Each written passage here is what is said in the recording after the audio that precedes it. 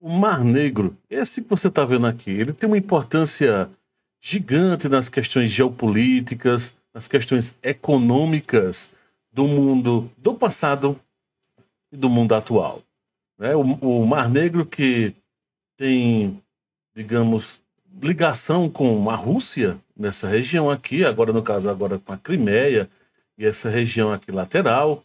Nós temos a Geórgia, que também tem um lado virado para o Mar Negro. Toda a Turquia, ó, toda essa região aqui da Turquia, mesma coisa, tá? Dá mais um pouquinho o zoom. Temos o caso da Bulgária também e Romênia. E, evidentemente, um pedacinho aqui da Ucrânia. Então, esses países, eles, ao longo da história, né, detalhe importante, é que a única saída que existe em meio a tudo isso, por mar, quem detém esse controle é a Turquia. Aqui, exatamente nessa região, do Estreito de Bósforo, toda essa região é extremamente importante e que historicamente já teve vários conflitos, assim como também aqui nessa região mais abaixo aqui, para sair na passagem chamada Dardanelos, teve até conflitos, Primeira Guerra Mundial aqui, bem famosas, e que tudo vai desaguar, no final de contas, no mar Mediterrâneo, tá? Então o Mar Negro, ele tem esses países dessa região que fazem, né, no caso a parte litorânea, e ele, de certa forma, ele termina sendo fechado para o mundo exterior, tendo esse estreito de Bósforo controlado, então, pela Turquia. E aí vem um fato interessante, é que, historicamente, se formos analisar, tá, em termos de cenário, por exemplo, impérios, desde gregos, romanos, otomanos, russos, já tentaram e já fizeram parte de negócios e de situações de conflitos aqui na região. A Rússia, por exemplo, consolidou sua presença com a anexação da Crimeia. Isso, eu não estou falando dessa anexação de agora. Eu me refiro à anexação da Crimeia em 1783, quando teve a construção da base naval de Sebastopol. Então não é de hoje. Essa história de anexação da Crimeia, não estou me referindo agora, lá desde 1783, tá? Então, em termos de estrutura de guerra, de conflito, é uma área muito importante. A Crimeia tem esse papel extremamente importante nisso. Então, em termos de importância militar, a Rússia utiliza o Mar Negro para projetar todo o seu poder militar, tá? Até porque vamos entender o seguinte, em outras áreas litorâneas que a Rússia tem acesso, são áreas litorâneas bem complexas. Ao norte, né? Deixa eu abrir, mostrar aqui no mapa. Ao norte, no caso, a Rússia, bem mais ao norte, tem o caso aqui do Ártico, congelado, apesar de que tem uma importância, mas é difícil locomoção. Nós temos o caso do Mar Báltico, onde tem uma grande movimentação de embarcações, né? E existe alguma série de conflitos nesse momento acontecendo aqui no Mar Báltico. Inclusive, cabe um vídeo só para depois eu falar só sobre o Mar Báltico. Já aguarde aí que depois eu vou estar trazendo.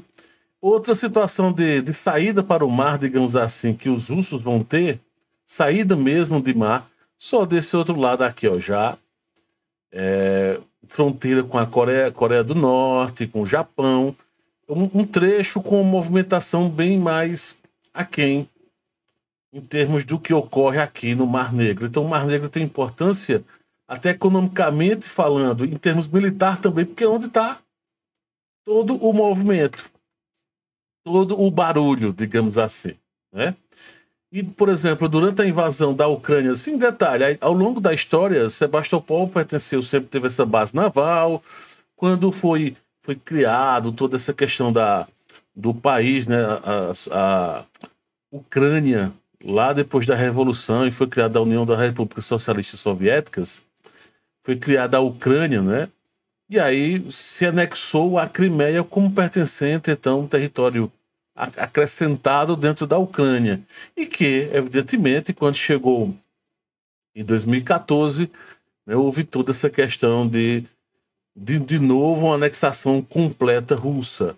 A frota do Mar Negro da Rússia hoje, né, baseada em Sebastopol, essencialmente para operações no Mediterrâneo e ir além. E, no caso, se defender de possíveis situações de conflitos dos mais diversos. Durante a invasão da Ucrânia em 2022, a Rússia usou mísseis de cruzeiro lançados do Mar Negro para atingir alvos, tá, em território ucraniano, destacando exatamente isso que eu comentei, o papel estratégico do local. Parte da invasão à Ucrânia partiu exatamente dessa localidade. Tem um fato em termos de importância econômica, primeiro, comércio e energia. O Mar Negro, tá, ele é uma rota crítica para o comércio global, especialmente porque exportações de petróleo, de gás, de grãos, né? Para você ter uma ideia, mais de 30% das exportações russas, segundo alguns informes, que essa variação vai aumentar ou vai diminuir conforme o conflito, né, que surgiu a partir de 2022, esses números vão ter desatualizações, né, mas enfim, vamos considerar como pré-2022 em algumas circunstâncias. Então, cerca de 30% da exportação russa passa pelo Mar Negro, incluindo, como eu falei, petróleo e gás natural, que ainda, de uma certa forma, isso permanece, tá? Isso ainda persiste.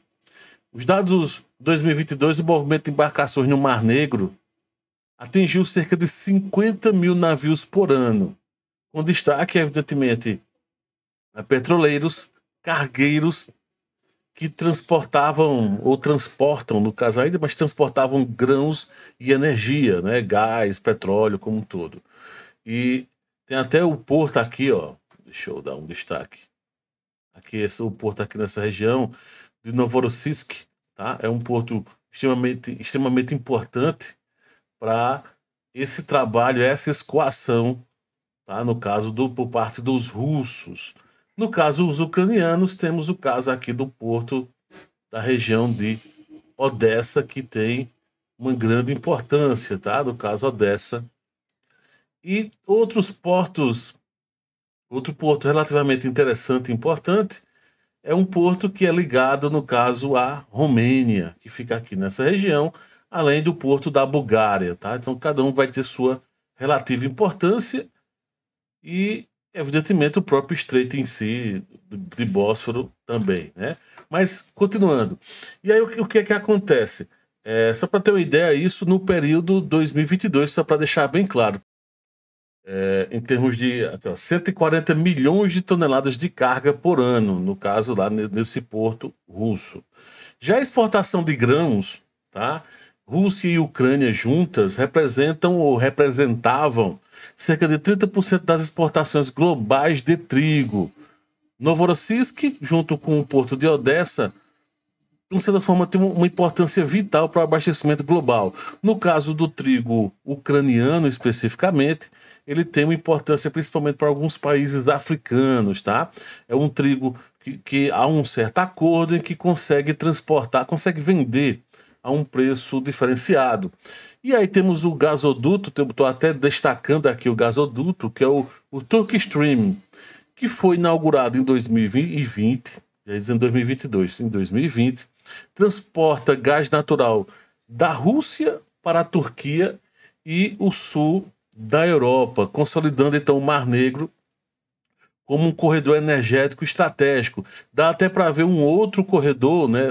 Esse outro gasoduto que existe, que é chamado de... Enfim, tem vários nomes que alguns costumam chamar, mas basicamente ele tem o nome de Transbalcans, né? Em que ele ajuda a levar o gás para outras regiões, mas enfim, é fronteiriço, não exatamente ligado 100% ao Mar Negro, mas então tá aí uma outra informação importante sobre esse contexto aqui do Mar Negro, tá? Só que aí vem um detalhe importante, que é essa questão das tensões geopolíticas, que, como eu disse, sempre foi um palco importante, e a região, evidentemente, com todo esse conflito, com todo esse aquecimento do conflito com a Rússia e Ucrânia, o Mar Negro passou a ter uma outra importância diferenciada. A região, ela sempre, relativamente, por exemplo, a OTAN teve uma certa presença na região, tá? Principalmente na região costeira, tendo realizado já alguns exercícios militares, para tentar contrabalancear, digamos assim, o que ocorre com a Rússia. Para você ter uma ideia, teve inclusive um incidente um tempo atrás, em 2021, o confronto entre o navio britânico HMS Defender e as forças russas em 2021. Né? Teve uma certa tensão nessa região desses exercícios militares.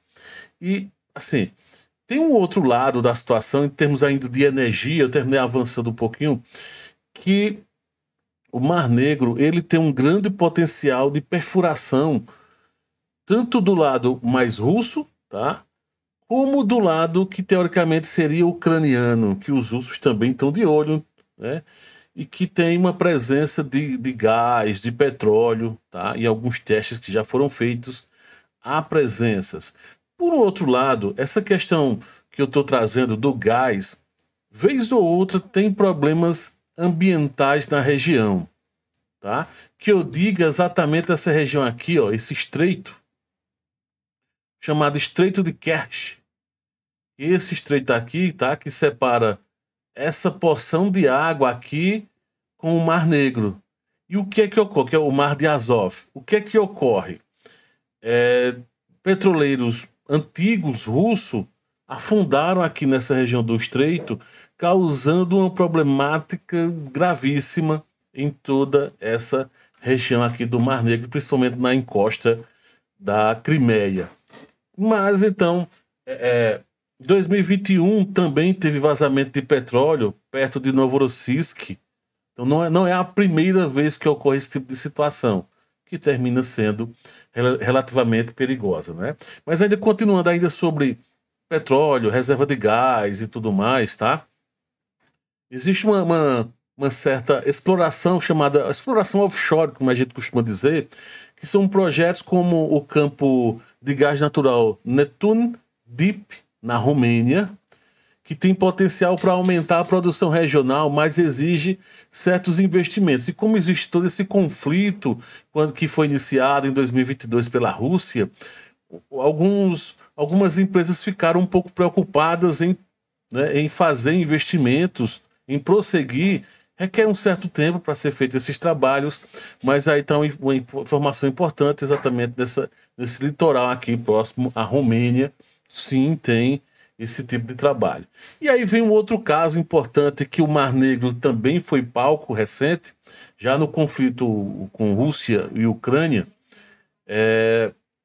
sobre a questão de segurança alimentar que eu trouxe agora há pouco. Os bloqueios e interrupções no transporte de grãos causaram um aumento nos preços globais, tá?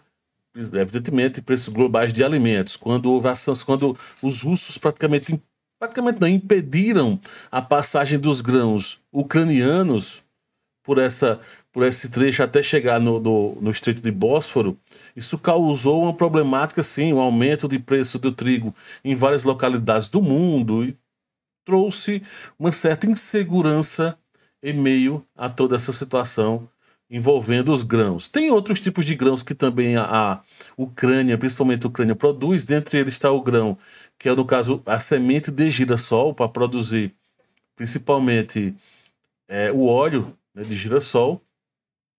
E teve depois um certo entendimento, tá? Houve um certo, digamos, acordo para deixar passar ter essa movimentação de essas embarcações com cargas que estão saindo, né, da Ucrânia. Mas teve um momento bem mais tenso, que agora está relativamente um pouco mais tranquilo, digamos assim, tá?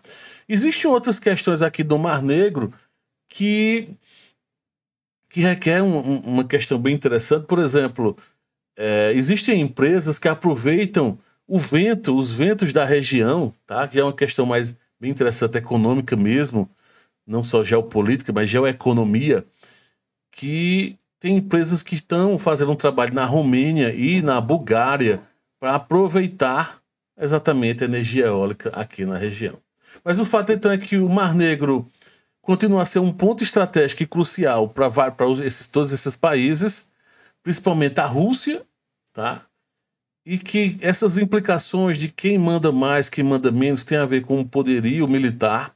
É super interessante a situação da Turquia, que tem situações muitas vezes ambíguas em meio a tudo isso. Uma hora está apoiando, outra hora não está apoiando, fica mais calada, mas é porque faz parte, né, principalmente da estratégia turca histórica e principalmente de Erdogan ser extremamente objetivo, pragmático, direto ao ponto. É tanto que Turquia pertence à União Europeia, pertence a esse conceito que teoricamente os russos abominam. Mas por outro lado existe o fator financeiro de tudo isso. Existe o Turkish Stream, existem as negociações diretas entre russos e turcos, apesar das chamadas sanções por conta do conflito Rússia e Ucrânia. Mas é a questão do chamado pragmatismo, de objetividade. Eles precisam de mim e eu preciso deles, então nós vamos fazer acordos que forem necessários, desde que não, né, ultrapasse certos limites. Então a Turquia hoje termina, inclusive, tendo um papel muito importante, e teve um papel importante, por exemplo, no conflito dos grãos ucranianos, para tentar apaziguar, dizer, russos, ei, peraí, no final das contas, todos vocês vão ter que passar pelo Estreito de Bósforo, que sou eu que mando. Então, ó, as regras são diferentes. Então a Turquia tem um papel importante no equilíbrio de forças, militarmente falando também, tá? Até por estar conectada a tudo isso, porque a Rússia tem um grande poderio militar, os outros países nem tanto assim, mas estão interligados de alguma forma à OTAN, e a Turquia, de uma certa forma, termina sendo esse país de equilíbrio de forças. E que, aquilo que eu falei, ao longo da história, quem domina, eu sempre trago aqui, inclusive, depois preciso trazer mais vídeos sobre isso, mostrando a importância do mar, como o caso aqui do Mar Negro, de outros mares e de estreitos. Quem domina estreitos, como é o caso da Turquia, termina em meio a tudo isso tendo um papel extremamente importante na geopolítica. Então, mesmo a Rússia, que é tão forte militarmente e economicamente, apesar dos pesares dos conflitos, a Rússia ainda assim é uma economia pujante em alguns aspectos, principalmente nessa parte de commodities, tá? Mesmo assim, no final das contas, é a Turquia que meio que define algumas regras de como a coisa tem que funcionar. Coisas da geopolítica. E aí, o que é que você achou desse vídeo? Deixa o teu comentário aqui. Lembra de se inscrever no canal se não é inscrito, de dar o famoso joinha, deixar a tua opinião. Valeu, grande abraço.